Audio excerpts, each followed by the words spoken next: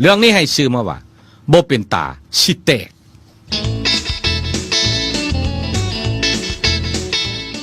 บ่าวเขียวเป็นนักเขียนมือใหม่ได้จมให้เท่าแก้วมูฟังว่าแก้วเอ้ยมันเป็นจังได๋หึ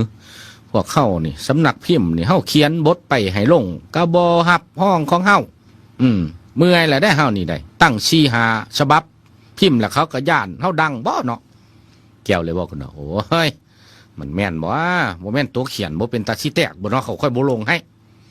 เขียวเลยบอกคุณเนาะมันสิเป็นตาสิแตกแน่ได้เฮาเขียนเรื่องบทความสะอาดบ้านเมืองบ่ได้เขียนเรื่องอบแบะ